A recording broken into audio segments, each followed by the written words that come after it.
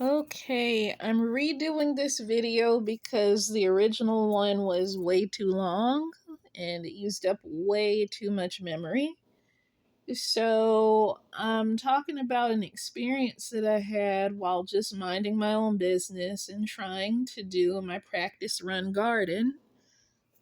Because as some, but not all people might be aware, um, the Shemitah begins later this year on September 27th. And if you look at videos from a rabbi named Rabbi Jonathan Kahn, he can point out how America's greatest and most devastating financial catastrophes have coincided with the Jewish Shemittah year once every 7 years throughout the entire history of America.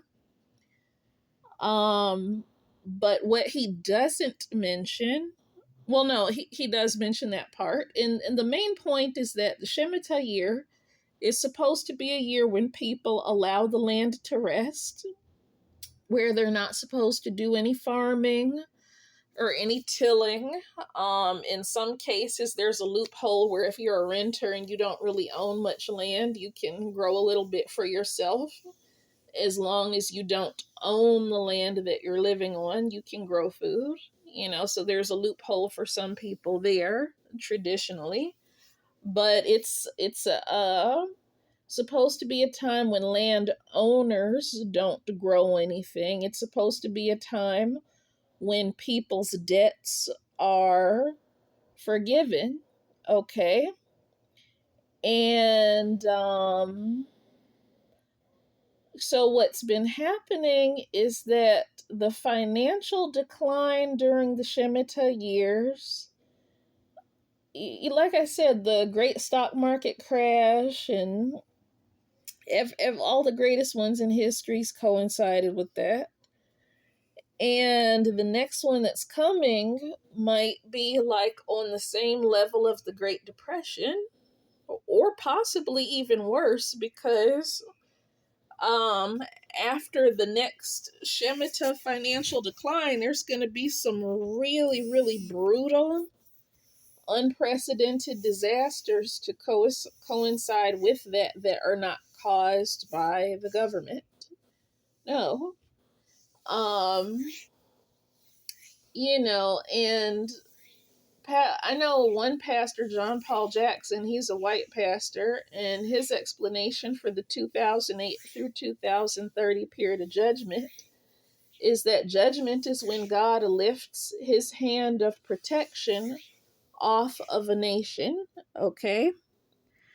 So if he lifts his hand of protection off of a nation, that's where you can get financial decline. That's where you can get more attack from other people, more attack from demons, more attack from fairies and nature spirits who don't like your fucking ass because most of their homes are gone to grow food for you and to grow toilet paper to wipe your ass with. And for your cities and factories. So if his hand of protection is removed, you can possibly even come under more attack from fairies and nature spirits and demons and ghosts and the ancestors who don't like you and who's starving, and all kinds of different spirits and people and beings. They have way more access than they normally would to tear into your ass when God's hand of protection is lifted fully and completely away. And that's how Pastor John Paul Jackson explains is what occurs during a judgment. Like, to what extent is that protection removed? So when the Shemitah begins on September 27th, people from 27 different nations, they want to make a sacrifice at the temple in Jerusalem because there's a loophole in the rules that says you can offer a sacrifice in the temple, but as long as it's made by non-Jews from other cultures and other religions. So it's saying people of Jewish descent have strict rules to abide by, and that we are not allowed to make a sacrifice at the temple in Israel until it's rebuilt. So only people who are considered non-Jews or who are not of Jewish descent and not from the Jewish religion, they can do a sacrifice under specific protocols. So that's how the rules are set up on that side of the equation. But the main point that America and Israel and all those 70 other nations is missing, the main point is that the Shemittah year is supposed to be a time when you let the land rest and you forgive people of their debts. Like, for instance, when Haiti won their fight for freedom, America sent battleships to Haiti to threaten them and to force debt on them to make them pay for Europe's losses, as a result of Europe fighting them to remain in power over their territory. Okay, so has America forgiven Haiti for the debt that was forced upon them for fighting for their autonomy? No, America has not forgiven that debt year after year after year. Has Europe forgiven that debt? No. The World Bank has had rulership and dominion over more than 200 nations on this planet for a very long time. The prostitute in the book of Revelation is America and its military, because America does send battleships with bombs blazing to threaten other nations when other nations have debts forced upon them. Okay? So that's America's role as the prostitute in the book of Revelation. That's the role of the European Union, which originally had 7 core monarchies, which composed the beast in the book of Revelation with 7 heads and 10 crowns. That's the European Union. And the book of Revelation says the number of the name of the beast is 666. Okay, well, when you look at the English gematria for the name of one of the founders of the European Union, because it had 4 founders, and in the English gematria of his name, not the Jewish gematria, Jean Monnet, who was a famous painter and a chemist and one of the 4 founders of the European Union, his name does produce 666 in the English gematria, not Jewish gematria, okay? And he helped to found the symbolic beast with 7 heads and 10 crowns in the book of Revelation. And the second beast, which is Islamic and doing a lot to make a covenant with Israel, fulfilling prophecy, which they're going to solidify on the 27th with a sacrifice. That would be Turkey, and also Saudi Arabia combined.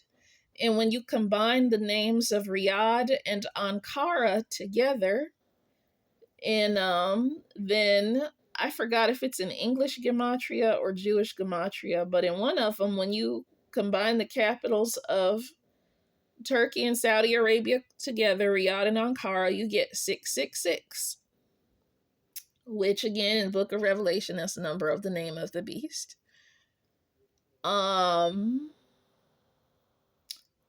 And the leader of Turkey, Recep Erdogan, in English gematria, his name yields 666. When you look at Antiochus, who mass murdered the Jews in the Masada Rebellion, his name yielded 66. So here we have this coalition of these Islamists declaring peace with the Jews, fulfilling prophecy on September 27th of this year.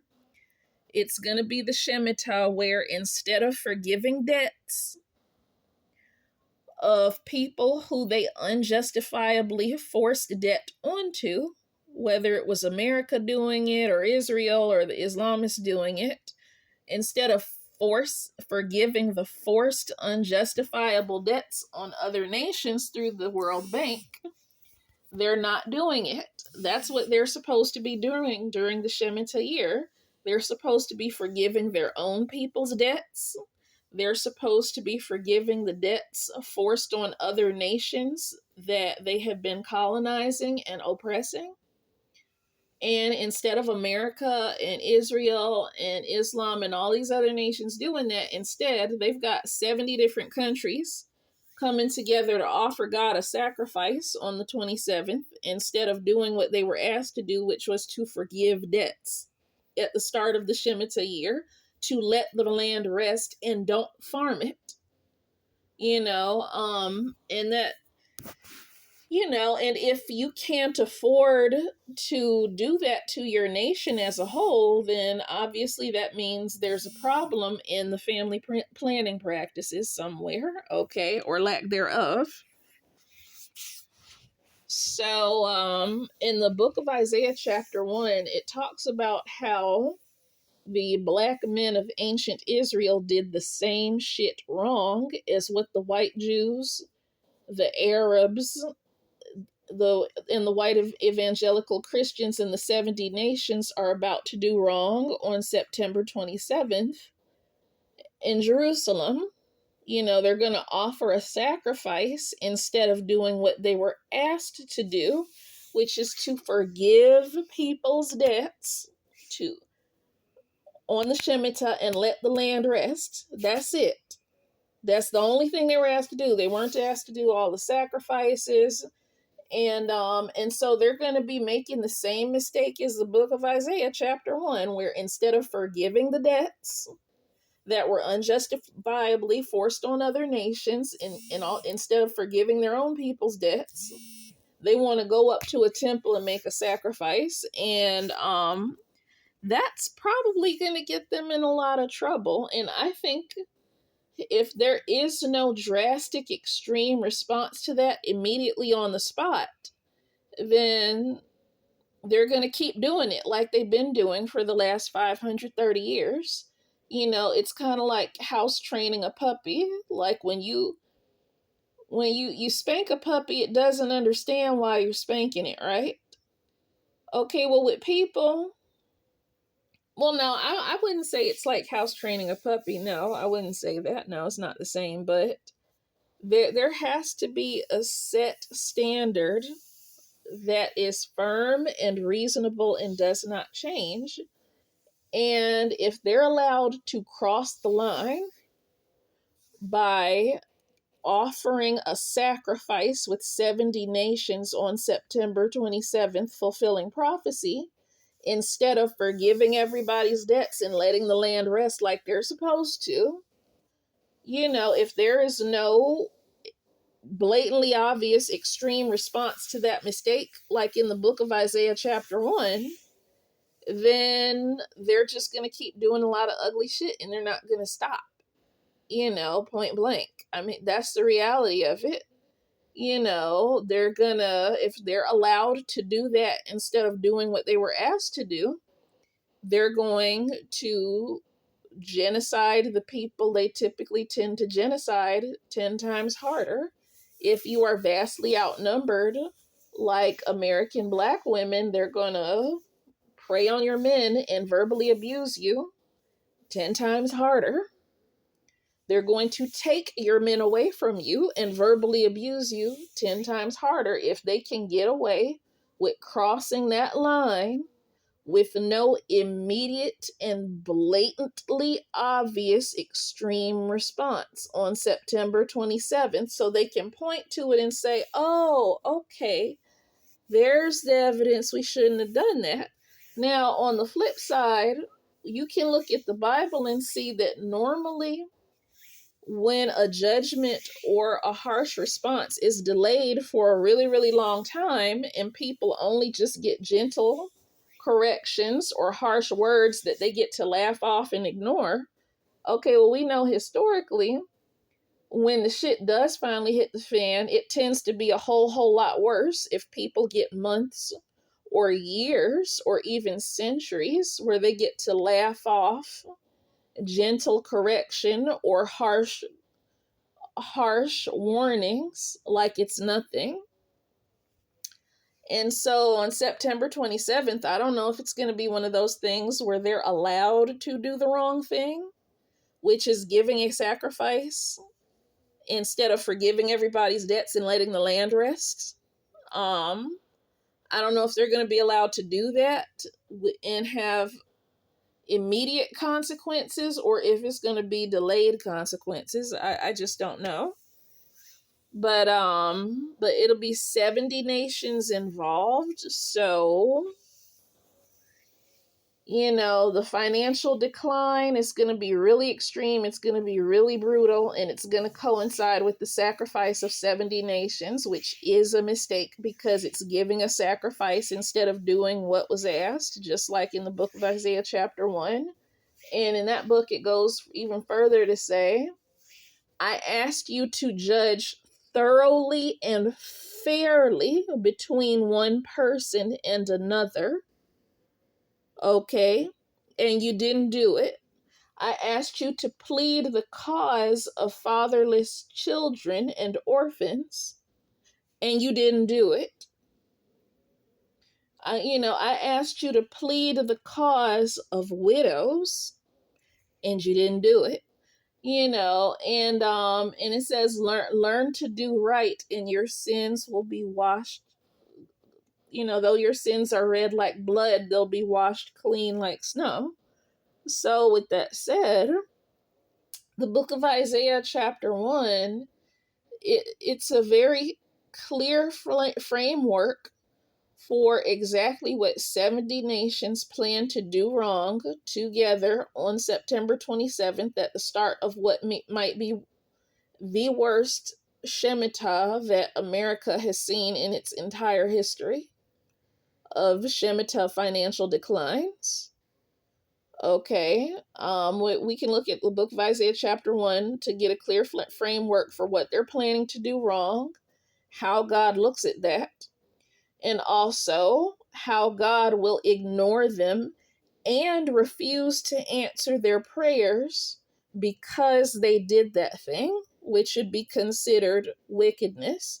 So, starting September 27th, when those 70 nations, which includes America, offers that sacrifice on the Temple Mount with the Arabs and the Jews, having forgiven none of the debts forced upon nations unjustifiably, having forgiven none of their own people's debts, or let me change that, refusing to forgive all of their own people's debts, refusing to forgive the debts of people they oppressed financially unjustifiably.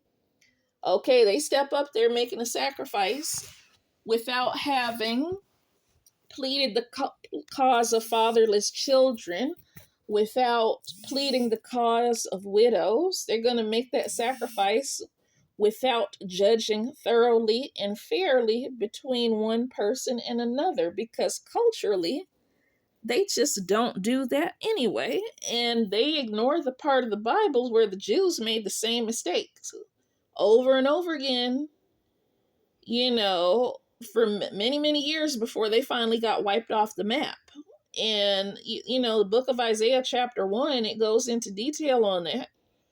But if these people go before God one more time, having not done those basic things they were asked to do and giving sacrifices instead, then yeah, we're going to see that time of far worse food shortages. We're going to see that time of far worse financial decline. We're going to see that time of many, many more people's prayers not getting answered. And it could possibly usher in some future disasters during the next couple of years, which could possibly be worse than anything that has ever been seen in the history of America or Israel or the Arab nations.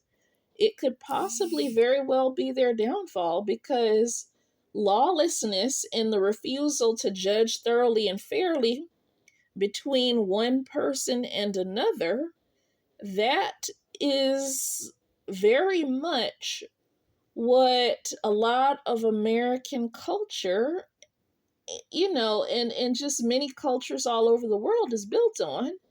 And these Jews and Arabs and white evangelical Christians, they're supposed to be the example, but instead, they're just planning to go up to the temple and to repeat history, to give a sacrifice without forcing their women and their men to stop the fuck shit. Like, yes, it's nice to do charity. It's good to help people. It's good to donate things. It's good to try to show kindness and to try to show diplomacy to others. And it's good to try to show holiness just for the simple sake of living in something that's closer to a real civilization, so we can kind of try to enjoy life a little more, right?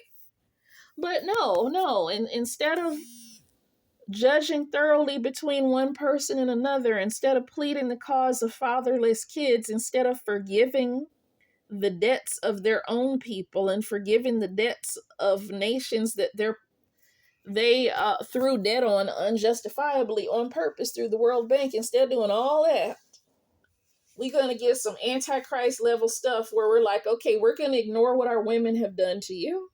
We're going to ignore what we've done to each other. We're going to still pretend like the lawlessness isn't happening. We're not forgiving any debts. We're not going to let the land rest from the mega farming.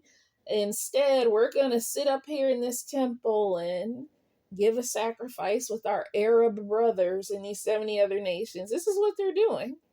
And without cutting off and curtailing any of the foul shit their people are doing, the women and the men, without forgiving debts and letting the land rest like they're supposed to, we might be heading into what might be the most disastrous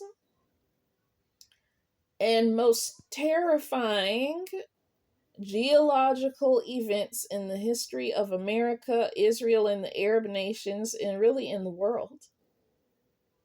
Like, for real.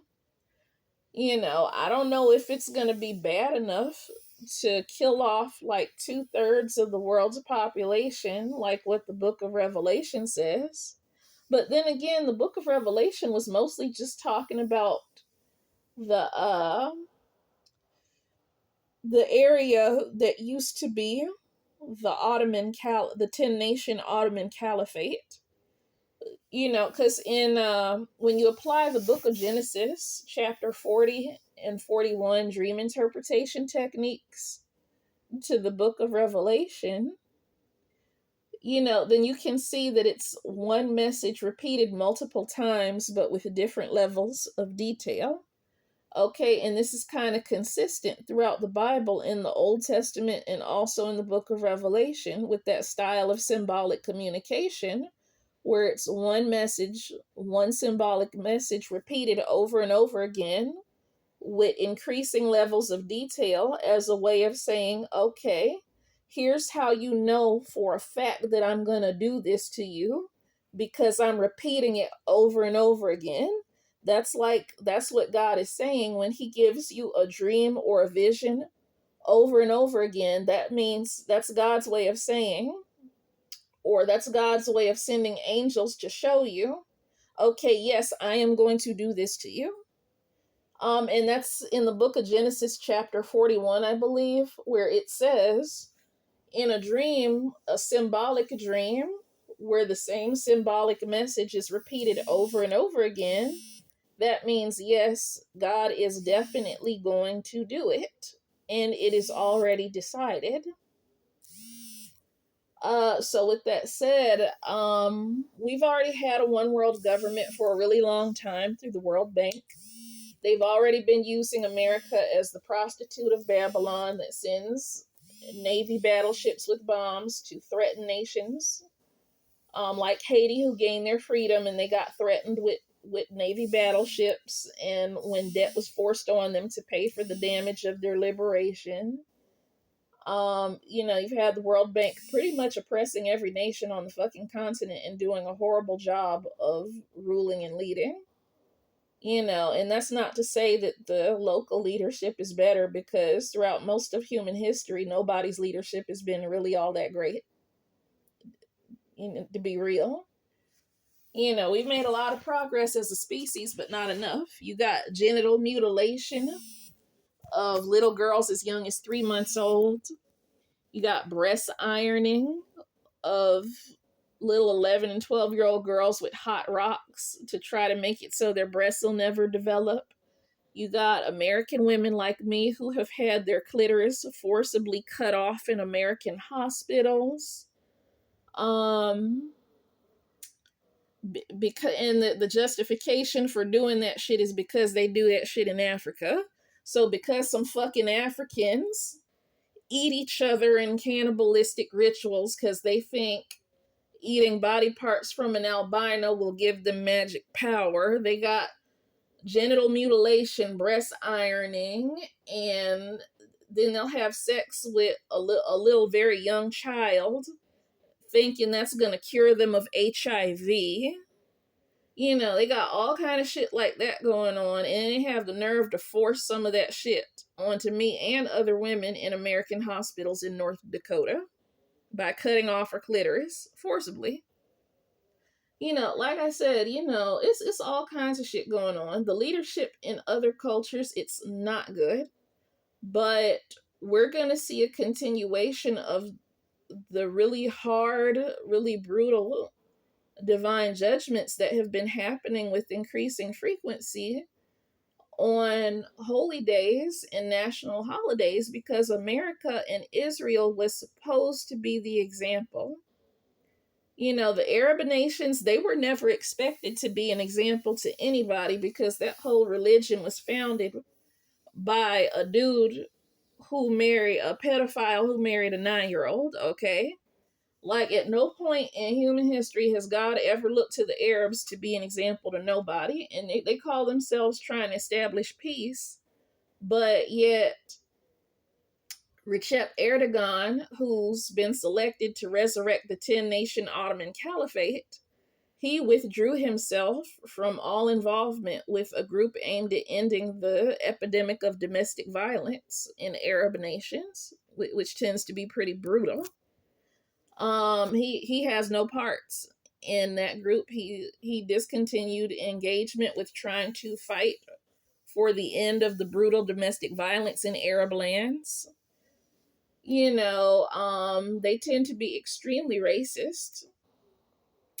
And Iran police, they threw an African woman off of the balcony of a third floor balcony of a hotel recently, which is totally unjustifiable, because again, they in African nations, they tend to treat African women like shit.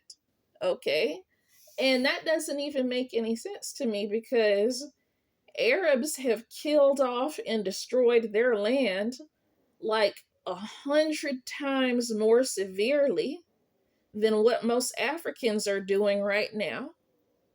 I'm like, okay, yeah, you want to be racist, you want to like treat the African women like shit, but not the men. And nobody really knows this because, women of color typically don't have a voice in society. It's like normally only the men do.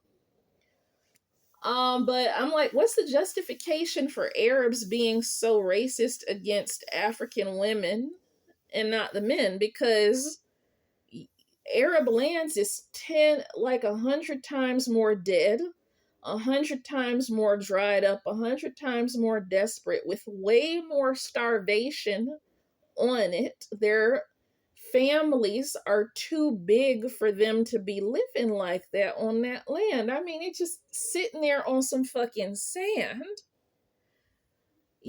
So given the much greater damage that they've done to their land in comparison to what's going on throughout most of Africa, what's their justification for treating African women like shit? What was their justification for throwing an African woman with no ties to America off a third floor balcony in Iran. I'm like, really? What's the justification for Recep Erdogan withdrawing from a group aimed at fighting extreme domestic violence in Arab country while he's trying to resurrect the 10 nation caliphate under their illusion of false peace, false civilization, and false holiness, together with Europe and 70 other nations? What's their justification for that? Explain that to me. So anyhow, the book of Revelation, I know that it's mostly only talking about the territories that are covered by what used to be the 10 nation Ottoman Caliphate, which Recep Erdogan is working on resurrecting right now with the help of Europe. Okay. So all that stuff about 2/3 of the population dying off, and a lot of the other events in that book, when you apply the Genesis chapter 40 and 41 dream interpretation technique, all that stuff in there is about their territories, not the rest of the world.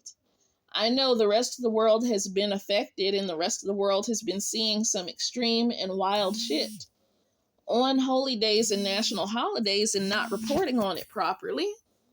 But even though that has been happening with increasing frequency during this 2008 through 2030 judgment period, still the main focus of the book of Revelation is just only on the territories that fall within what used to be the 10 nation caliphate, the 10 nation Islamic caliphate, which Recep Erdogan is resurrecting together with Saudi Arabia, and that's the beast with the two horns, given the image of the false peace.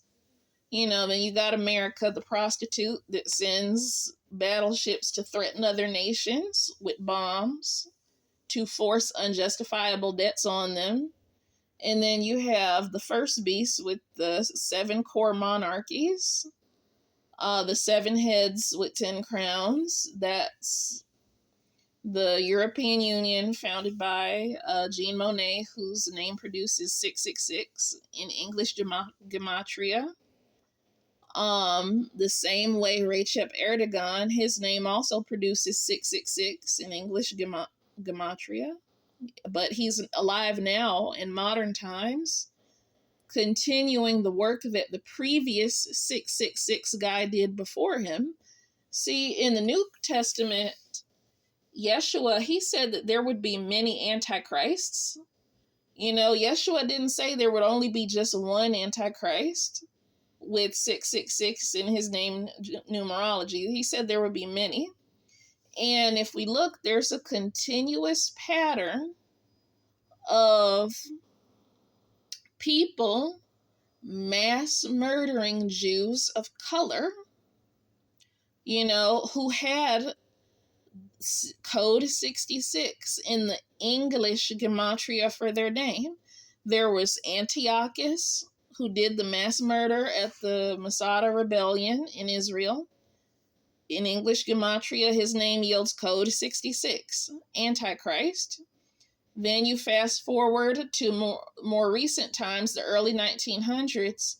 You had, you fast forward to the 1400s. You had, I'm getting older. What was that guy's name?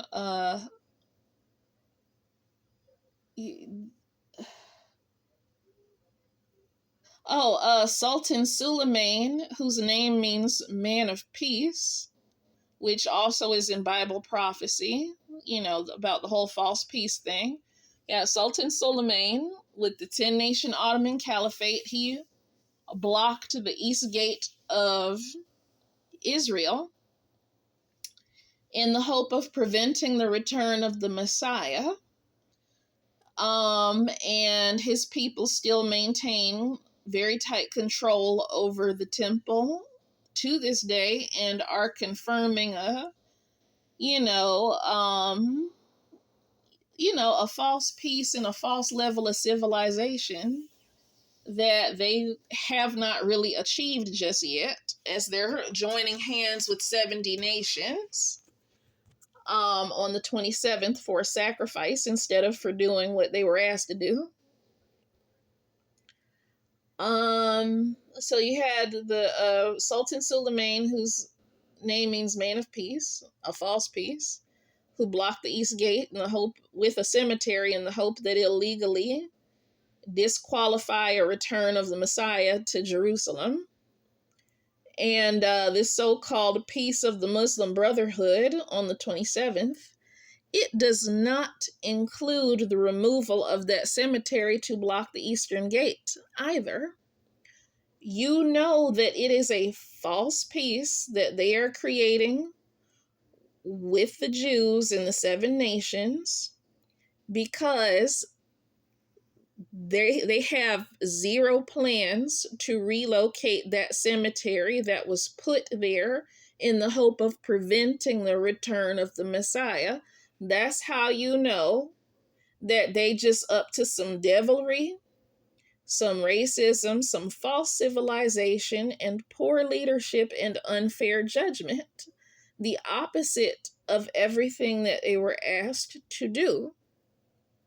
If they were really trying to have a higher connection with God, they would stop all farming in all 70 of the nations for the Shemitah and let the land rest. And instead of farming it, they would be composting the land. If they were really trying to have a higher relationship with God, they would be forgiving all of their own people's debts in the 70 nations, and also forgiving the debts of other nations and other peoples who they unjustifiably forced that shit onto.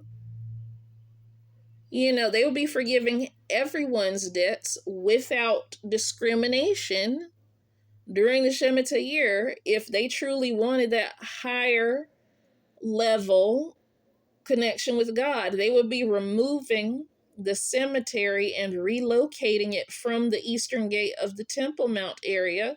If they were truly trying to do right, they would not be blocking the return of a Messiah. So these Arabs joining the 7 nations are not trying to do any level of right. And they are very, very racist. And they have been very, very destructive to all of their lands, because all of their lands are dried up and mostly dead, and 100 times more dried up and dead than Africa.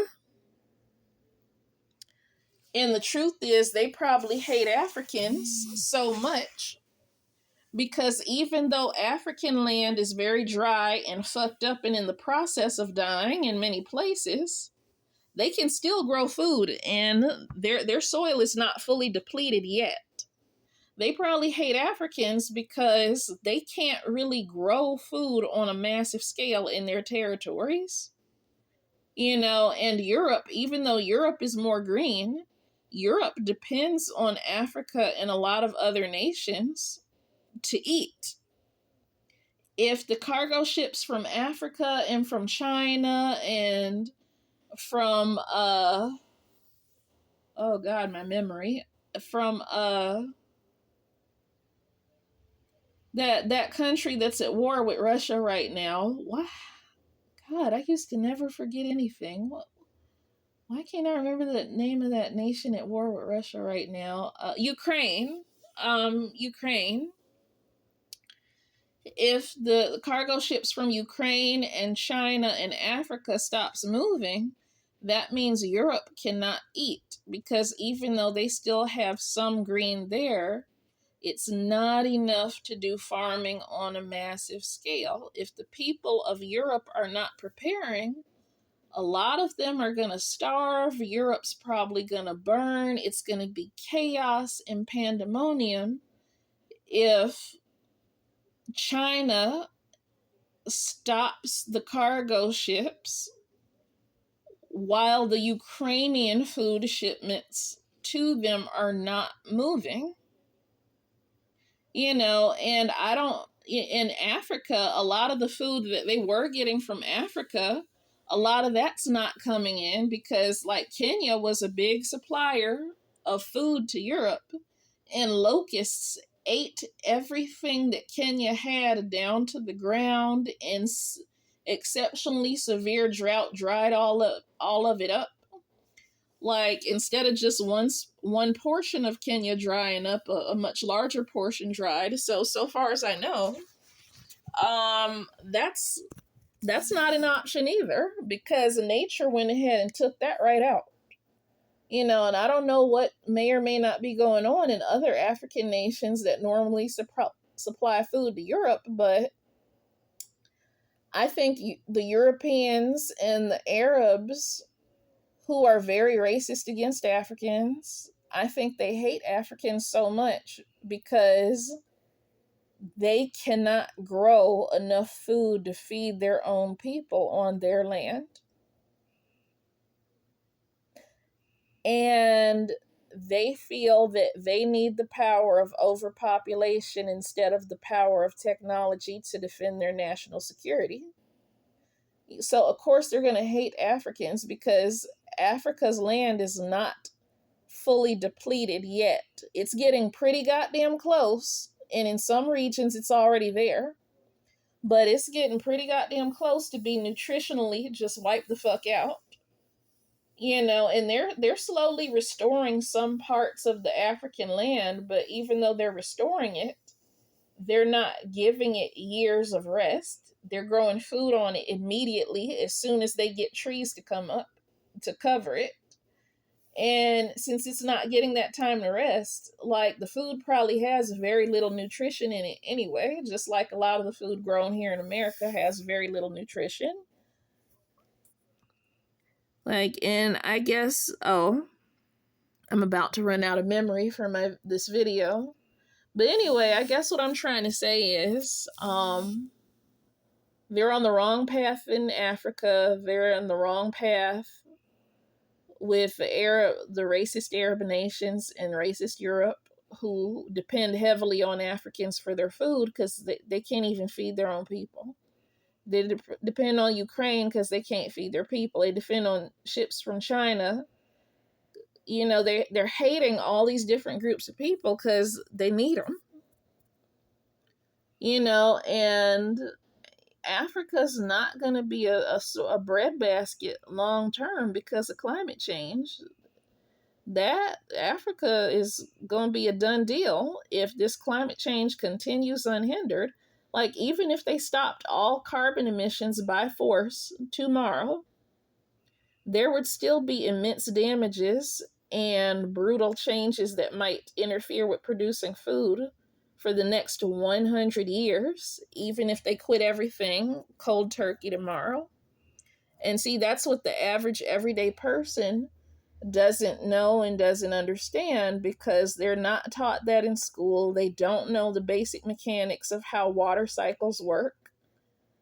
And the average person, they think that they're guaranteed to always be able to grow on their land forever, especially in the South. And they're not aware of the level of danger and the tipping point that might be rolling up on them sooner than later. Even if all carbon emissions stopped cold turkey tomorrow, it's still 100 to 200 years worth of brutal consequences just from the physics and the biology of how everything is supposed to work together. And I know I've gotten off subject, but I'm trying to say that shit has hit the fan on multiple levels, and there might be some people who might go to hell with their mothers. They might go to hell with their grandmas. They might go to hell with their girlfriend. They might go to hell with their wife. That's like the reality of what we're looking at here. And with me personally, I'm taking a non traditional approach to trying to work out what's really, truly wrong with Christianity and Judaism, because I know that how the white community has handled Christianity and Judaism has a lot of falsehoods in it. I know how the black community handles Christianity and Judaism. It has a lot of falsehoods in it. And in my efforts to try to work out what's really wrong for myself, I'm hoping that I don't get caught up in some shit too, because I don't want to go to the fiery Gehenna full of fires that don't give light together with my mother. Because my mom, I'm not going to talk about my mom right now, but I don't want to go there with my mom. I don't want to go there with my female cousins. I don't want to go there with my white female neighbors. I do not want to go to the fiery Gehenna full of fires that don't give light with any females, whether they're related to me, not related to me, whether they're my race or not my race. I don't want to go there. I don't want to be in a pit with some of the same women of both races who look down on my ass and hate the fact that I fucking exist. So I'm hoping that on my part, I'm hoping that my efforts to try to really get to the root of what's really wrong and to try to, find a reasonable path for myself and to have something real instead of the fraudulent white version of Christianity and Judaism, instead of the fraudulent black version of Christianity and Judaism. I want to have a spiritual practice that's real, that's reasonable, that's wise, and that's also compassionate and workable to me as a human being. And I guess that's all I'm going to say before I run out of memory.